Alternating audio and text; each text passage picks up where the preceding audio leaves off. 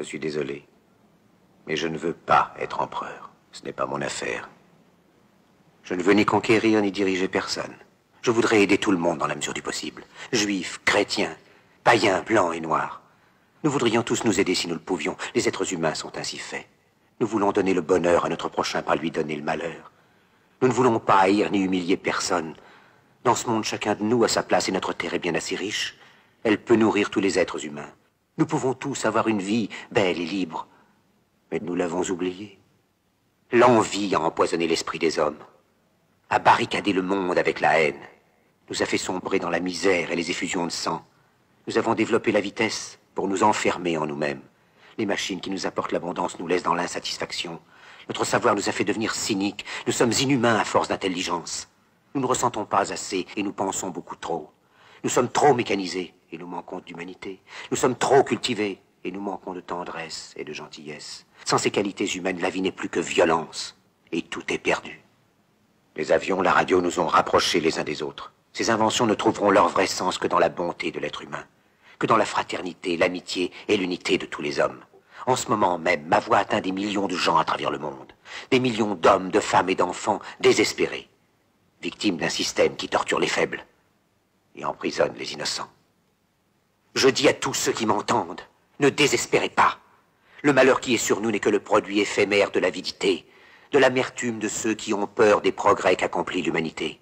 Mais la haine finira par disparaître, et les dictateurs mourront, et le pouvoir qu'ils avaient pris au peuple va retourner au peuple. Et tant que les hommes mourront, la liberté ne pourra pas périr. Soldats, ne vous donnez pas à ces brutes, à une minorité qui vous méprise et qui fait de vous des esclaves, en régiment toute votre vie, et qui vous dit ce qu'il faut faire et ce qu'il faut penser, qui vous dirige, vous manœuvre, se sert de vous comme chair à canon, et qui vous traite comme du bétail. Ne donnez pas votre vie à ces êtres inhumains, ces hommes-machines, avec une machine à la place de la tête et une machine dans le cœur. Vous n'êtes pas des machines, vous n'êtes pas des esclaves, vous êtes des hommes. Des hommes avec tout l'amour du monde dans le cœur. Vous n'avez pas de haine, sinon pour ce qui est inhumain, ce qui n'est pas fait d'amour. Soldats, ne vous battez pas pour l'esclavage, mais pour la liberté. Il est écrit dans l'Évangile selon saint Luc, le royaume de Dieu est dans l'être humain, pas dans un seul humain, ni dans un groupe d'humains, mais dans tous les humains, en vous.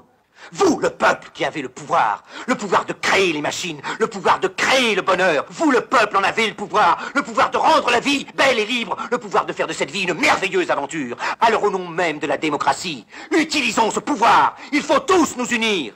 Il faut nous battre pour un monde nouveau, décent et humain, qui donnera à chacun l'occasion de travailler, qui apportera un avenir à la jeunesse et à la vieillesse la sécurité. Ces brutes vous ont promis toutes ces choses pour que vous leur donniez le pouvoir. Ils mentaient. Ils n'ont pas tenu leurs merveilleuses promesses. Jamais ils ne le feront. Les dictateurs s'affranchissent en prenant le pouvoir, mais ils font un esclave du peuple. Alors il faut nous battre pour accomplir toutes leurs promesses. Il faut nous battre pour libérer le monde, pour renverser les frontières et les barrières raciales, pour en finir avec l'avidité, avec la haine et l'intolérance. Il faut nous battre pour construire un monde de raison, un monde où la science et le progrès mèneront tous les hommes vers le bonheur. Soldats, au nom de la démocratie, unissons-nous tous!